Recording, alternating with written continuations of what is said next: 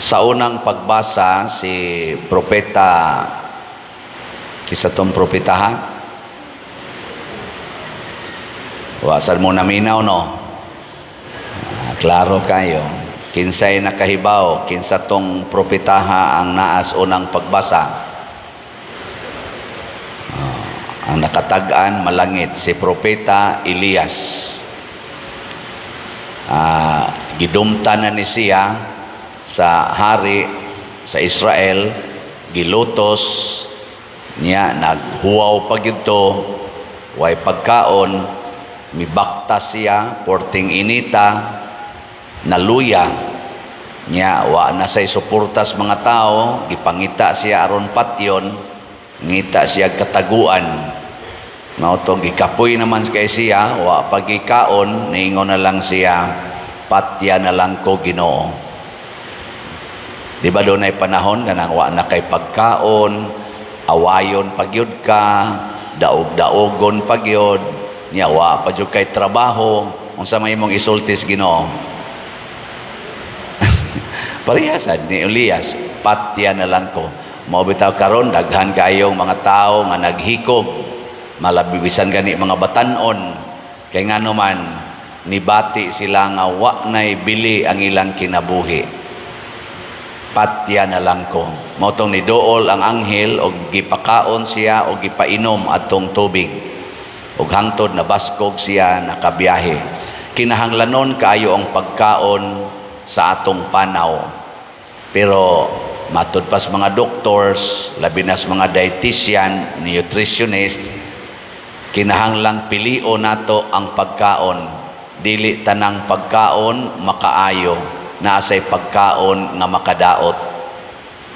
Sige, lingay mong tupad. Inakanang imong gisigihag kaon, makaayo na. Hingna ko no, makaayo na nimo.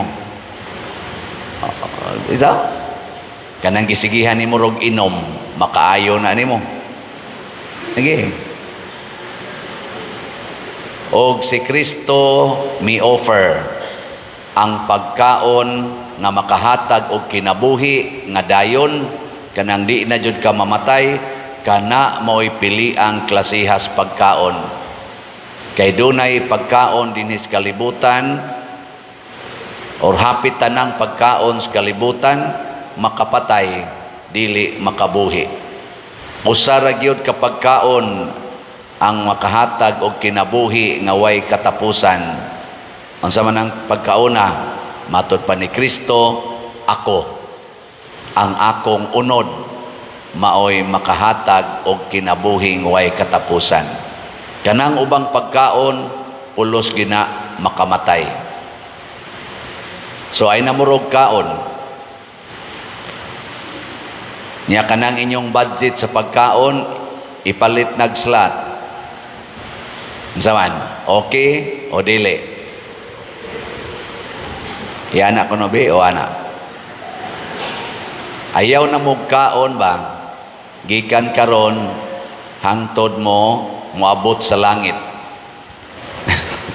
Nya ang inyong budget sa pamahaw paniudtog panihapon ipalit nag-slot. Hurot dayon ning atong mga slots. Jotay na ra ba lang ni nahibilin? Pila na lang ni atong slot? Ang atong SBF dag para sa atong kumbinto, ang atong halin 33,368 na, nya 26,632 pa ang available. O kani og di na mga oning mga nag-follow aning akong kuan, kani bisan sa ako lang nag-follow aning akong YouTube. O pila na roy akong followers sa YouTube, mga 199,000. Og di lang ni sila mga on og mga usak semana nya ipalit. Ang buhi pa na pa kay mo follow na ako humas usak semana no. Nya ipalit dayon og slot. Hurot ni oy. Nya sige lang jud kaog Ginoo. Kaong jud Ginoo. Ana. Di lagi ta mamatay. Ana. So mo na roy atong kuan 26,632 na lang, tag 500 pesos per slot. Nya ang ato sang Mother Mary's Healing and Deliverance para sa kapilinya, oy, jotay na lang kaayo. 508 na lang ka slots. Atong pakpakan bi ang namalit ani. Ato na ning hotdon ron. Hotdon tigini karong si Manaha ha. Din ani nato paabutag sunod Domingo. Si Haros ano 508 na lang kamo gani din hiron mo palit mo tag 1,000 man ni siya. So ang pila ra ni ka budget sa pagkaon, kung mag-budget mo pagkaon 200. So ato pa kinahanglang di mo mukaon og 5 ka adlaw. Di 5 ka adlaw ay mukaon kutob Sabado. Sabado pa mo mukaon, nya kaon lang mo Ginoo kada adlaw. Mabuhi lagi mo kay ingo mas Kristo ana. Saman, tinuod ning akong gisulti o dili?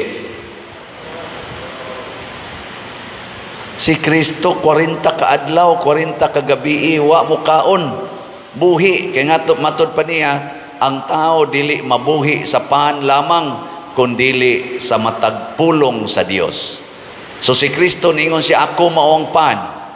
Dili day pan nga kanang pan gyud nga makaon, kung dili ang tinuod day nga pan mao ang pulong sa Dios nga nahimong tao. Pulong sa Dios. Mabuhi ta sa pulong sa Dios. Tinuod gyud na. Tistingin na ninyo karon, nya ang pulong sa Dios nag-ingon. Unsa may pulong sa Dios? Pamalit mo slat. Nya, mutuman mo ana dili. May kadili ko pader, patay na ka. Ug unsa may hinungdan? Ay, ang atong ikaduhang pagbasa ay nag-ingon dire. Unsa to?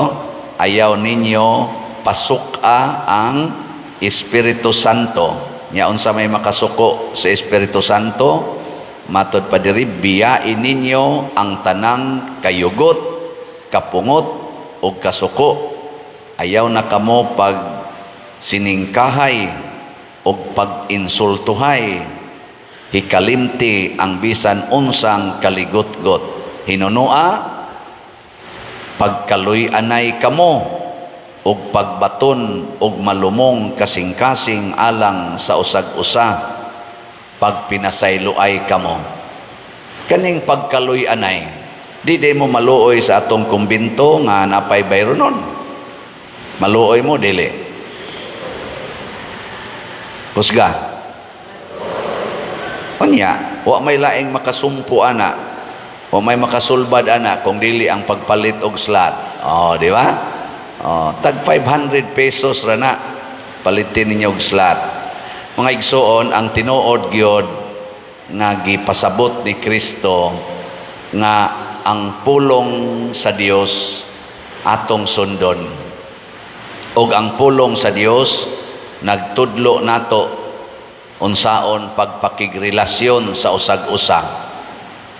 Ang nakapadaghan ron sa kamatayon sa kalibutan, kinigyong hisgutan dinhi, kasuko, dili magpasayloay, kaligot-got, kana deng gubat karon nga way hunong, pulos man na kaligot-got, kasuko.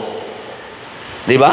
Purting daghanang nangamatay, daghan silag pagkaon pero wa nay kapuslanan, naa gani sila mga balay, wa nay kapuslanan kay naggubat naman, gipamiyaan nya nangamatay sila na igos bala. Gilingi ay mong tupad. Ing nawa kay gikaligot-gutan ron, nawa kay gikalagutan. Nya mo yung gani naa, inapatay gyud ka. Patay oy. Kana ding stress, ingon sila stress. Mao kunoy culprit sa daghan kaayong mga dagkong sakit sa tong lawas, apil na ng cancer, bisag unsa na lang mga sakit tungod na sa stress.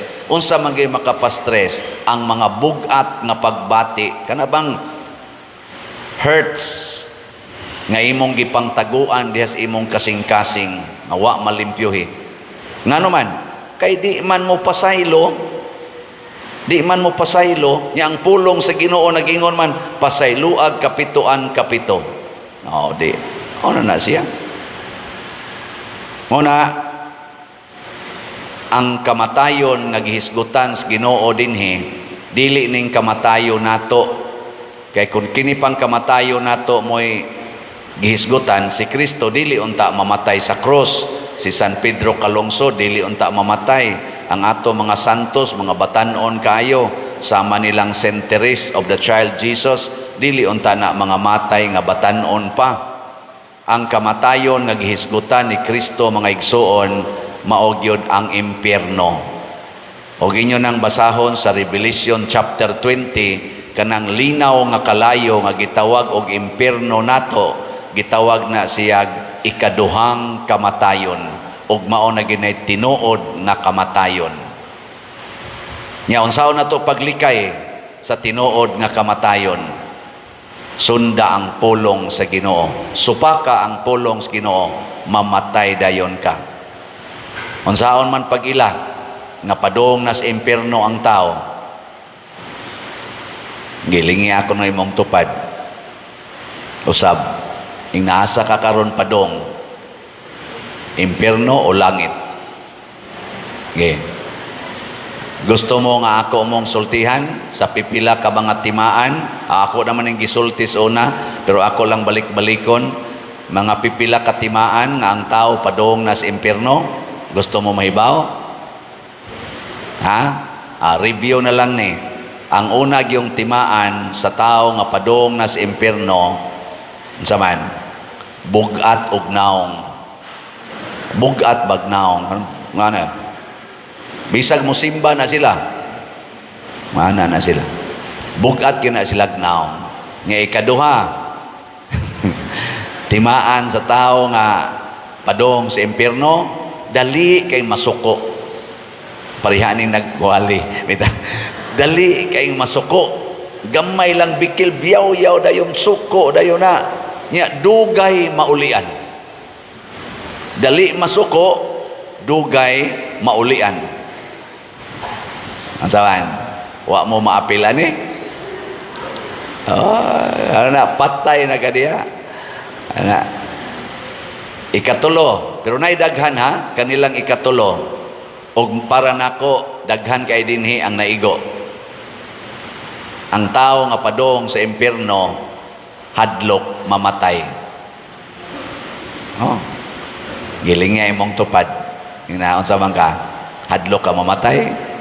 Nyamin ko, hadlok ko'y, padong ka sa impyerno. Kaya ang tanan nga padong sa langit, mangandoy gid nang mamatay. Kaya nga naman, kahibaw man sila nga inig kamatay nila dinhis kalibutan, musod sila anang kalipay nga way katapusan. Kinsa ko'y di mangandoy ana? Di ba? Pero kanang wa maminaw sa Ginoo, wa masayod sa pulong sa Ginoo nga nag-ingon, ang langit maoy lugar para nato, gani si Kristo ingon siya, mag-andam kog lugar dito sa langit. Ug ang lugar sa akong amahan nindot kaayo, wala nay kasakit, walay kamatayon, wala nay sakit didto. Ug ang mutuo ni anang maong pulong, mangandoy gyung mamatay. Pero kana mga taong hadlok mamatay, wa gid na mutuo, kay padung na sila sa impyerno. Nabitaroy atong ako lang ning hisgutan ha, basigo nakakita sa tingay mo ani kana rong naa sa social media nga ning hatag og negative kaing comment sa atong administrasyon, labi na ni Bongbong Marcos og sa iya mga amigo, kana si Cathy Binag, Miss Cathy Binag, sunan kanang iyang gipangsulti nga nahimo man na siyang 14 years nga kaning kapuyo sa usa sa mga close friends sa atong presidente. Nya mao iyarong gisigihag sulti nga mao lagi na nagdruga sila. Iyan ang gisulti. Purting piligruhas iyang gisulti oy. Niingnan ko siya sa interviewer kana sa Maharlika o kana pang sila si sana Loren Badoy o uban pa ka Eric. Gingnan siya, wa ka mahadlok mamatay. Born again naman siya, born again Christian. Wa ka mahadlok mamatay. Unsay iyang tubag. Sige siya smile. Siya tinuod man, patyonon man gyud ko nila. Ilang man gyud ko pangitaag paagi nga patyon karon. Tungod ani akong gisulti. Nya magsigil siya katawa ba nga. Siya sa tinud anay no, kung naa na kita sa Ginoo, nga nagsunod na kita sa Ginoo, di kita mahadlok mamatay. Gani, excited kong mamatay, kay kahibaw ko nga ini kamatay nako, dritso jud ko sa langit. Kanindot anang mamatay, dritso na ko sa langit, pero kana sila, pulos na sila hadlok mamatay, kay kahibaw na sila nga padong na sila sa impierno. Naku, lupig man ko ani noong bayhana. Nakaingon bitaw ko, kay ako, ginyo ko rong ingnon, gusto na kang mamatay pa dir, maingon din ko, halina sa tingay ng tanang slatoy. Mura kong man, abisag ka mo, maingon mo, padir, okay na kag mamatay mo, ayaw sa padir, daghang pa kayong bayron nun diha. Bisa patingalis bisya palma, maingon gina nga, ayaw sa padir, kinsa may mutiwas og bayad anang inyong bayron nun. Kinsa may tuhuas mga tao mamaligyag slat, ikaw ra may mga bagagnaong diha nga nagbaligya, ana ba? Anugunan ta, pero si Kati Binang sa iyang gipangsulti, ang iyang objective muadto ko sa langit. Sa una nga wala pa ko nibalik sa Ginoo, tipon pa ko nila, hadlok sa ko mamatay, ug para nako sakto kayo ang among gibuhat, pero karon nakita nako pagkaluoy sa atong nasod. Matod pa niya, di ko moingon hang tinuod na iyang gisulti, kinahanglan pa ng pruibahan. Pero ang ako lang ba, relax kay siya nga nisulti. Ug bisan pag sinintruhay nagyumingon, nahibaw ba ka nga anytime karon nanay gasigig sunod nimo kay patio na kasa? Oo, kahibaw ko ana. Hibaw jud ko ana. Hasta akong mga anak kondisyon na sad sila nga kining akong gibuhat, patay gyud ko ani. Kay ilang term nga gamiton, gurgurin. Gurgurin ko ani. Pero pagka-relax, ngano man matod pa niya, ako ning kamatuoran. This is my truth, and before God, I am telling the truth. Mao na ningon si Kristo, the truth will set you free. So kung ikaw siguro nga nagsulti kas tinuod, di ka mahadlok mamatay.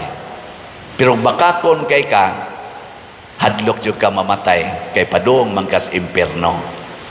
Gikatapos ang lingi si Monto Padre, tapos ang lingi, ingna sugod karon, lingi ba? Ingna sugod karon, sabat na ko ba?